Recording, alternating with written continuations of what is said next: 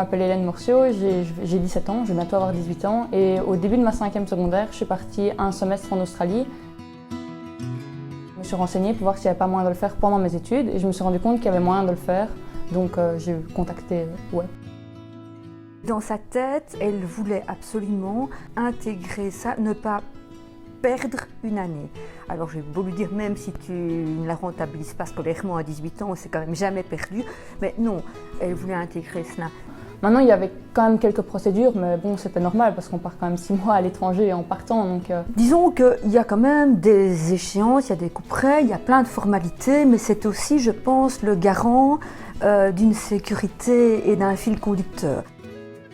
J'étais jamais partie seule avant, même avec des amis ou comme ça. C'était la première fois et j'étais quand même jeune, parce que quand je suis partie, j'avais 15 ans. Quand on est tout seul dans l'aéroport, c'est quand même plus compliqué, mais franchement, tout s'est bien passé.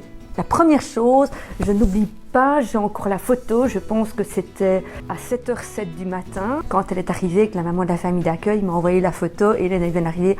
Ouf, quoi, j'étais vraiment soulagée.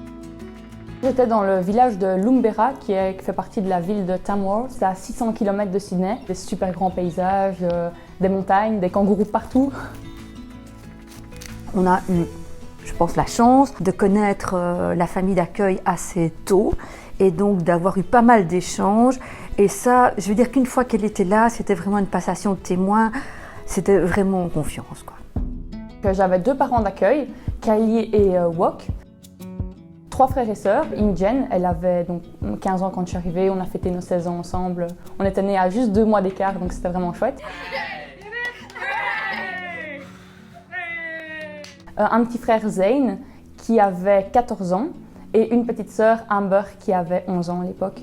Sinon, il y avait un chien, Bella, et 3 alpagas. Ils avaient 3 alpagas chez eux, c'est assez bizarre. L'organisme web nous a bien dit un coup de fil ou un messenger par semaine, pas plus si possible. C'est elle qui nous appelait à chaque fois, on ne l'appelait pas par définition. Ça s'est vraiment mis comme ça de fil en aiguille. Donc j'ai pas eu à un moment donné une grande frayeur, une grande panique. J'ai eu la chance d'avoir une famille qui adore voyager. On est parti 2 fois à Sydney. On a eu 2 semaines de vacances et là on est parti les 2 semaines à la Sunshine Coast, qui est une grosse station balnéaire au sud, donc là il faisait quand même chaud. J'ai pu retisser plus de liens avec ma famille d'accueil parce que quand on se retrouve 2 semaines vraiment avec eux, c'était vraiment chouette. Et alors les week-ends, on allait souvent le samedi faire, ils avaient un bateau, donc on allait faire dans un lac du ski nautique et tout ça. Chose que je n'avais jamais fait ici, donc c'était chouette de voir même l'évolution. Au début, j'y arrivais pas du tout, et à la fin, ça allait. C'était toujours pas miraculeux, mais c'était chouette.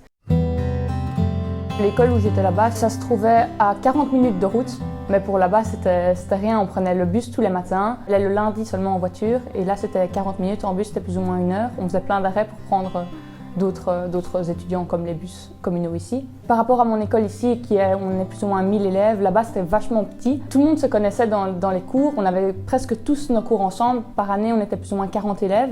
Au final de la semaine, on avait vu tout le monde de l'année, ça c'était vraiment chouette. Après les cours, il y a plein d'activités qui étaient organisées, donc il y avait des activités sportives comme du foot, beaucoup de foot, du rugby, plein de sports, du tennis, de l'athlétisme et tout ça.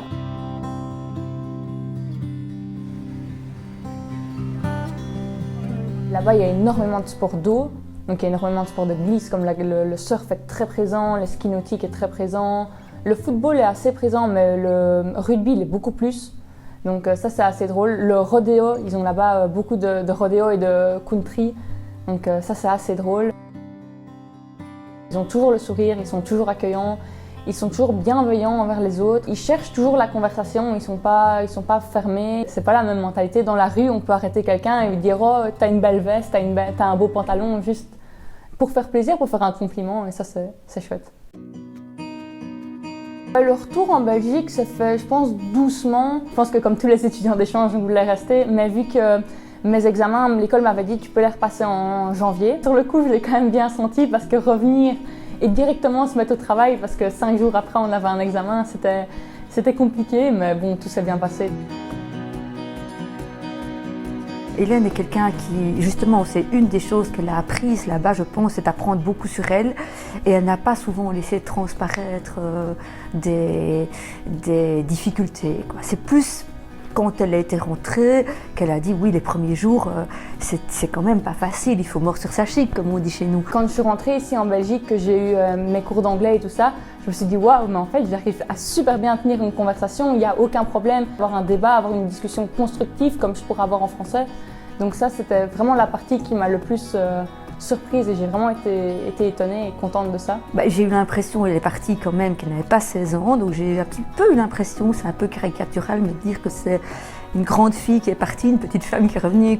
Je ne vais pas dire que l'inconnu ne me fait plus peur, mais je me dis, j'ai fait pire, j'étais partie à l'autre bout du monde, donc honnêtement, pourquoi ne pas faire ça? J'étais quand même quelqu'un d'assez timide, donc j'avais peur de me créer des gens, de me créer des amitiés et tout ça.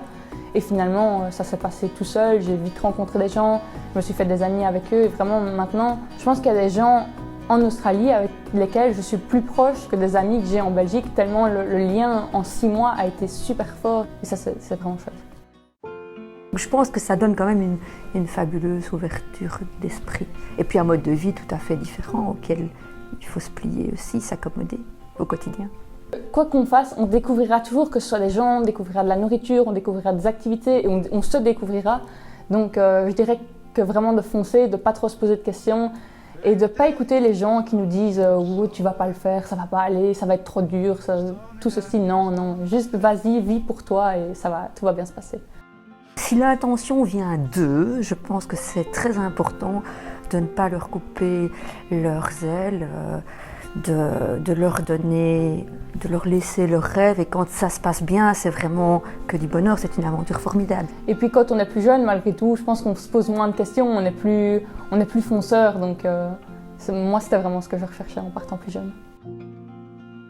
If you want to do it, do it. Je pense que c'est vraiment quelque chose qui pourrait aller à tout le monde et qui pourrait motiver tout le monde. Je pense que c'est ce que je dirais.